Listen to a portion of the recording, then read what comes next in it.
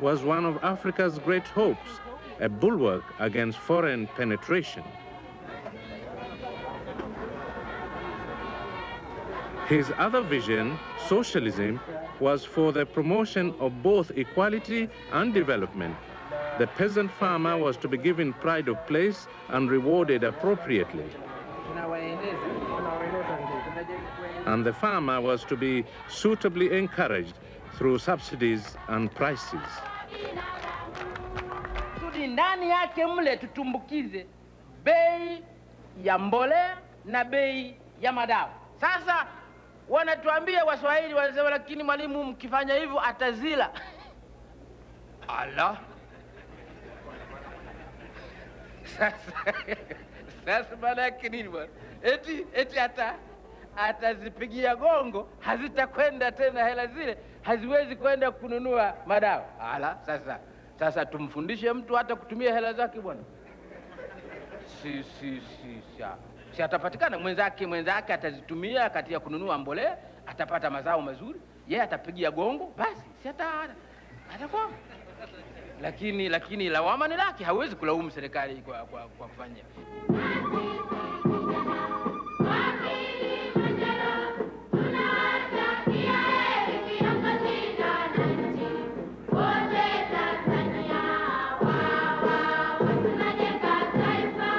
Nyerere had taken the Swahili concept of ujamaa, familyhood, and given it a new meaning of socialist solidarity.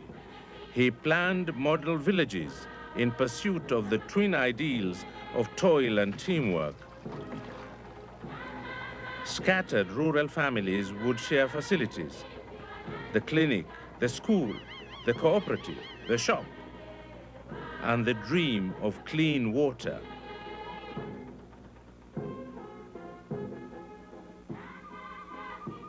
The story of Tanzania has been a continuous quest for ideals. Some have been realized. Tanzania now claims one of the highest rates of literacy in Africa. Adult education is widespread and practical. This class is about the value of conserving trees. Saidia zaidi kuleta mvua. Kuleta mvua. Sawa sawa. Sawa sawa. Kuleta mvua.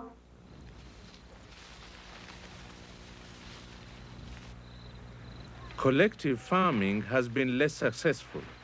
Tanzania wondered about how to destroy the profit motive, abolish incentives for the individual, and still get impressive output. But the cost of the bureaucracy ate into profit, and the party caused holdups. The farmers were discouraged.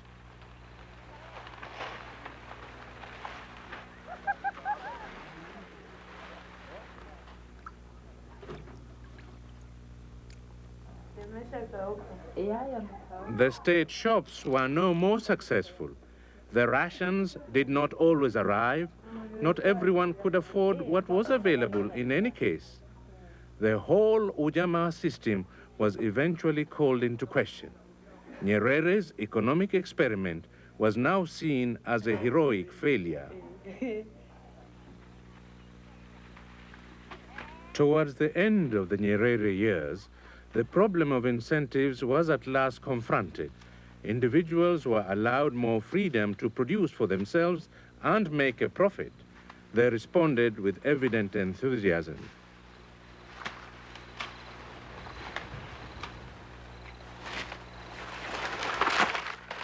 Improved benefits for farmers have had an important side effect. They helped stem the tide of migration to the cities.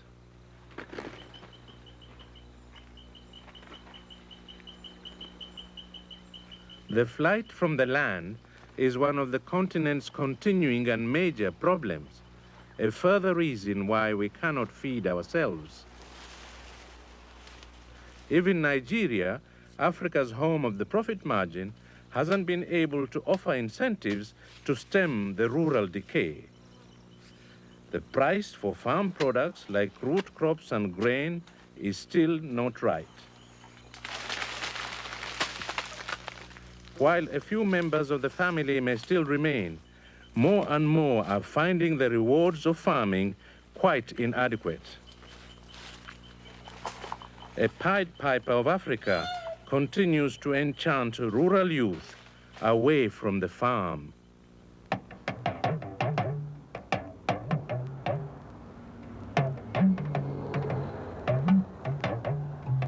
Next to drought, the second biggest threat to African agriculture is the city. In Western history, cities grew partly in response to industrialization. Not so in Africa. Lagos, Cairo, and Kinshasa are swelling by thousands every month, seeking a better living.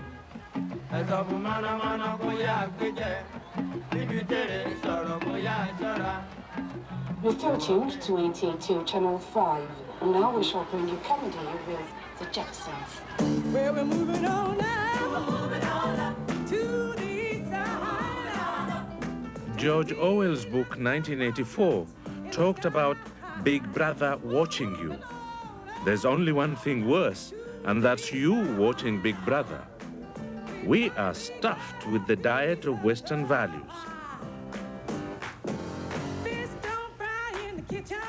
The Coca-Colanization of Africa is upon us. Samuel Sholai brought his family to Lagos, where he shares a house with relatives. Conditions are cramped, but he's sure he's better off driving a taxi than if he had stayed on the farm.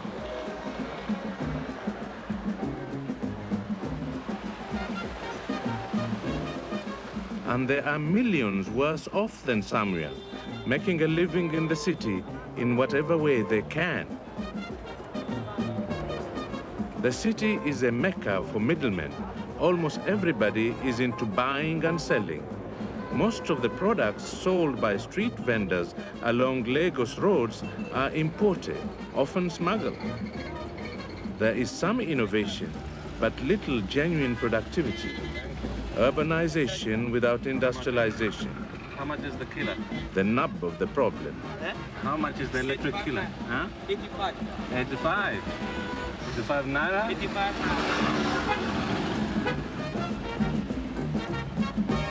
How much you get? No. It's okay. Thank you.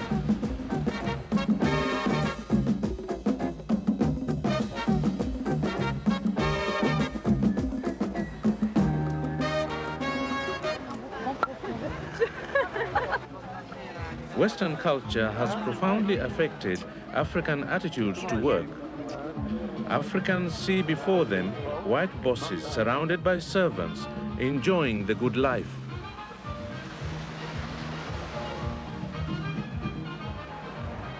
They give sermons to blacks about the dignity of labor, but almost no whites launder their own clothes, do their own dishes, polish their own shoes, cook their own food, or even pour out their own wine.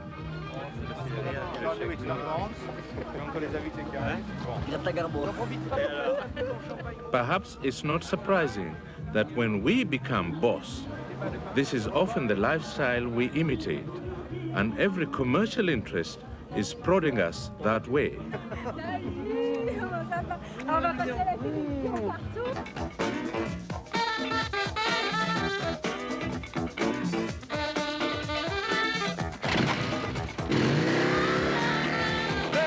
You know that you can share. Where to find it? Well, you know where. It's where you find your real good friends.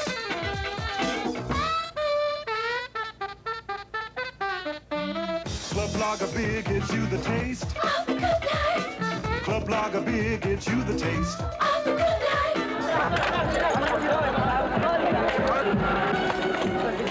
Islam is particularly suspicious of the good life. Alcohol is distrusted as a threat to both work and worship. In Sudan, President Nimeri's Islamic government steamrollered beer cans, destroyed breweries, and poured hundreds of gallons of liquor into the Nile. As the Sudanese themselves jested at the time, only God and the ghosts of the pharaohs know how many crocodiles in the Nile got drunk that momentous week in 1983.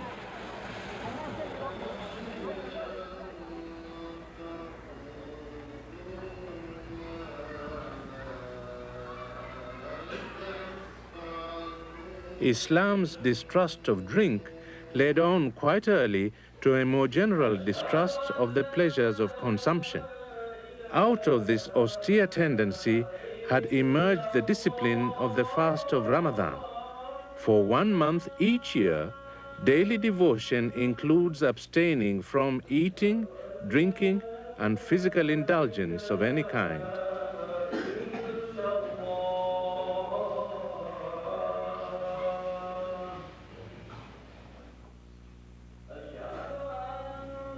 The evidence in East Africa suggests that daytime fatigue from lack of food during Ramadan has merely reduced our capacity to work without disciplining our eagerness to consume after sunset. It is in that sense that Ramadan in Africa is a plan gone wrong.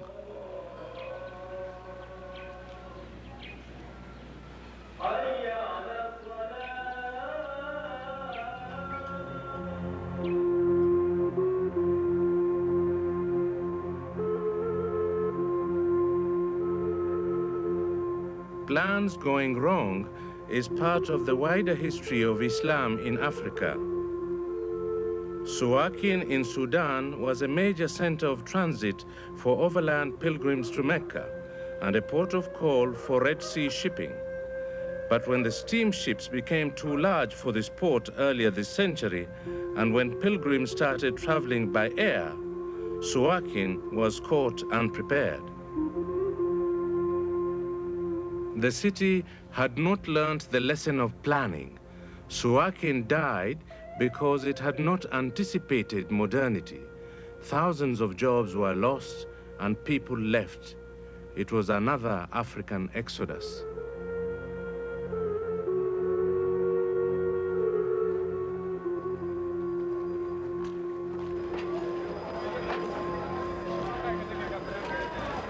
Africa is full of examples of workers leaving home in search of employment because their own economies cannot support them.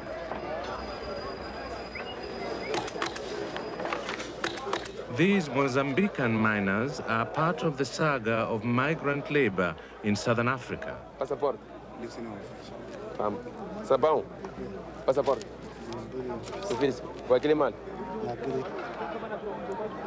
Are these people the new African nomads of the industrial age, about to leave in search of new underground pastures? Or are they a cash crop, a human cash crop for export, a transaction in human labor between a poor country and a rich country? Well, actually, there's a bit of both. Aspects of their lives are nomadic. They go to South Africa for a year or a year and a half, then they have to come back, perhaps to be reunited with their families briefly and then back to South Africa. But the nomadism is not the only aspect of their lives. You see, it's ironic to think that the first contribution Africa made to Western industrial civilization was labor. And then came the cash crops in agriculture, the minerals.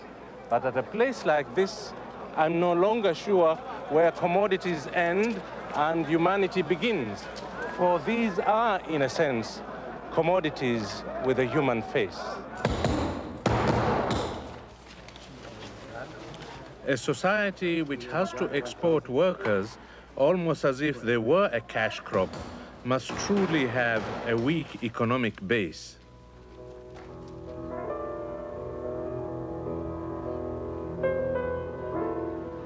Mozambique always had the workers. The Portuguese colonizers never tried to develop a wage economy within Mozambique, never developed a proper capitalist system, or turned Africans into businessmen or entrepreneurs. In that sense, Mozambique and Africa have never suffered from too much capitalism. They've always had too little.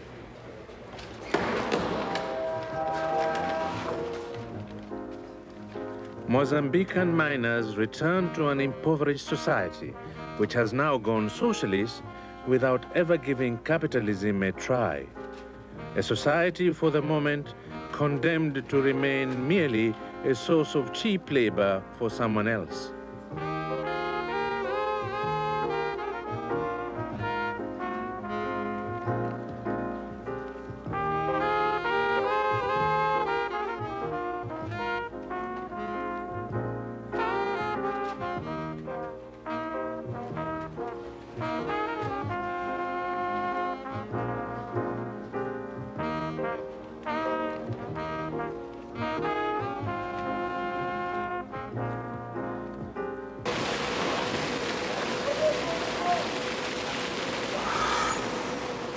Even countries more clearly endowed with wealth have not always enjoyed the proper benefits. In Nigeria, oil has been a partial disaster. When the oil boom came in the 70s, successive Nigerian governments felt they could buy whatever they wanted. With the spending spree in full blast, many farmers downed tools and went off to join the bonanza. They call it petrotiasis, the moral disease of sudden oil wealth in a weak capitalist economy.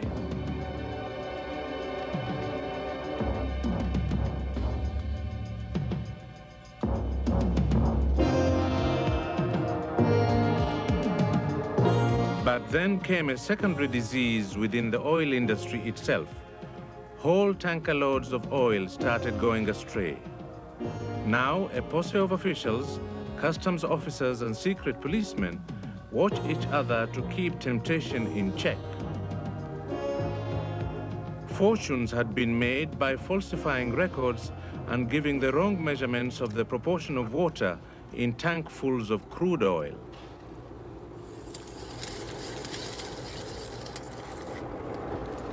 The same 13635. Let's go again. Let's learn it. So we take coverage.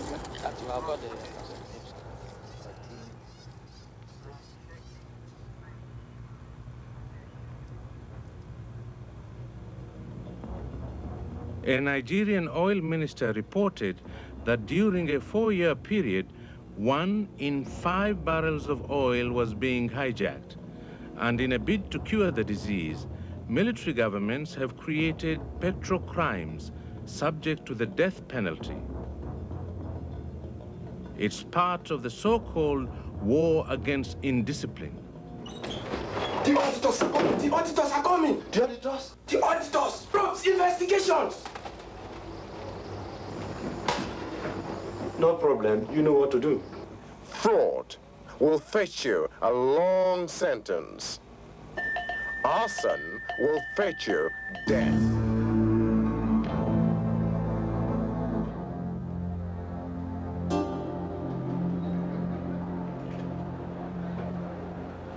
In a sense, it goes back to colonial administrations, like Lord Lugard's administration in northern Nigeria. You see, the colonial regime was alienated from the people, not only because it was in foreign hands, but also because it was artificial, newly invented. And so it lacked legitimacy, and government property, therefore, lacked respect. It became almost a patriotic duty to misappropriate the resources of the government. After all, since the regime was foreign, it was like stealing from a foreign thief. And stealing from a foreign thief could be an act of heroic restoration. Well, have African attitudes to government property changed since independence? Let me tell you a story. Rumor has it that not long after Ghana's independence, one conscientious auditor discovered irregularities.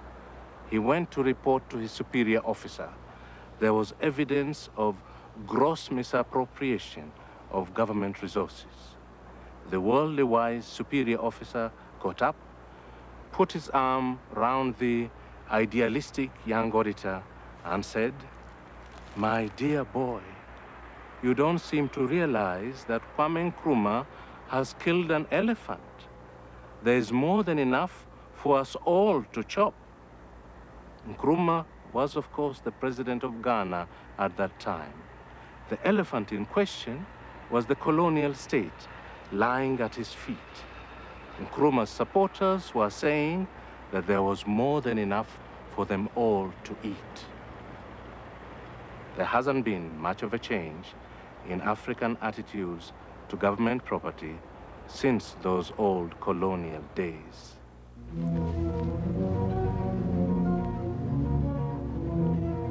Perhaps there's no sadder case of the hemorrhage of our national wealth than in the Ivory Coast. Collusion between the African elite and foreign merchants has resulted in the rape of the rainforest.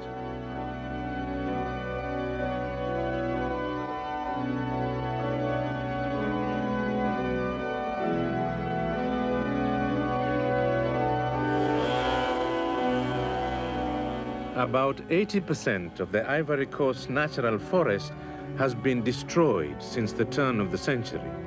The ecological consequences are yet to be assessed.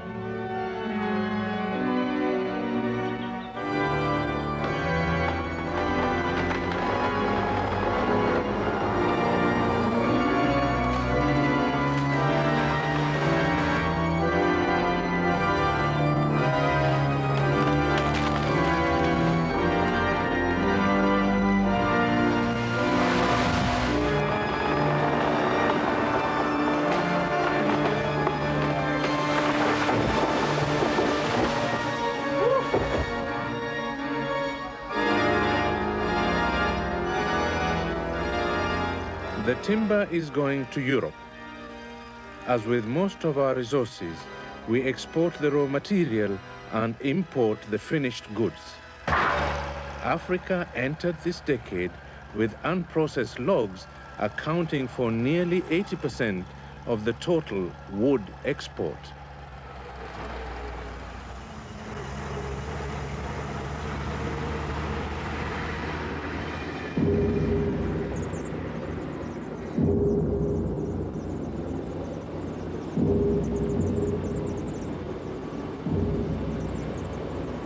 As one former French colony is exporting wood almost unprocessed, another is processing iron into steel.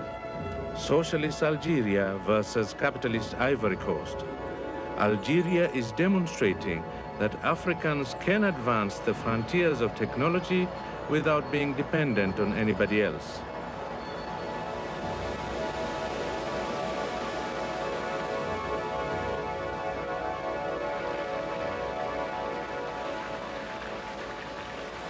Algeria's industrial revolution is one of those few positive economic stories to have come out of post-colonial Africa.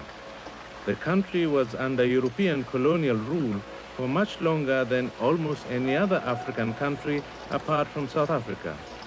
But Algeria survived the departure of over 1 million white settlers on independence. The nation has since embarked on its dual ambition to create a technological society and a socialist order. In fact, of all the African countries I've been to, this is the only one which seems to take seriously Kwame Nkrumah's maxim that socialism without science is void. You see, if you want to achieve equality among your citizens, you need the socialist dream of collective effort and the welfare state. But if you want to achieve equality with the other countries, you need the scientific dream of industrialization and technology. Equity among citizens depends upon who owns what, but equity among nations depends upon who knows what. The dream continues to build socialism with foundations of steel.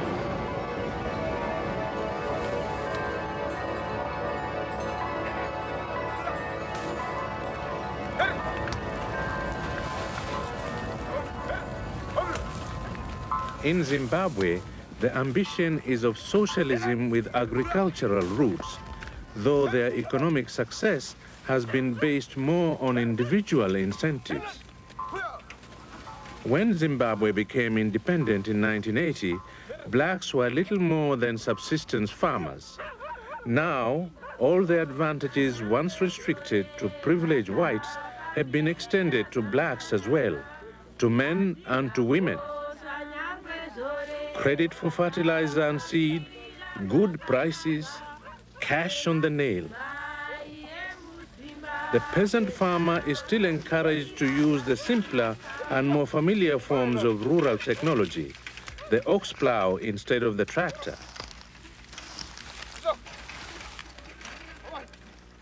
Zimbabwe is the second industrial nation in Black Africa, and the country has resisted the intoxication of advanced technology, and the simpler techniques make the peasant more efficient.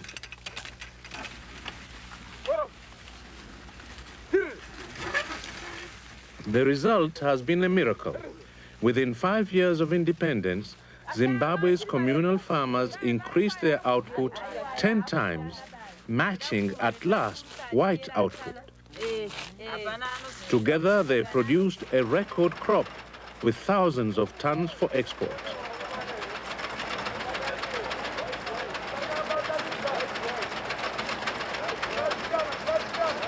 No, this is not food aid from distant lands. It's Africa's own produce. It's a measure of the possibilities, the potentialities. An Africa which can produce enough to feed itself and export. An Africa which has gone beyond the colonial cash crop mentality.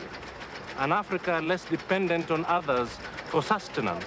Yes, an Africa which can conquer famine and discover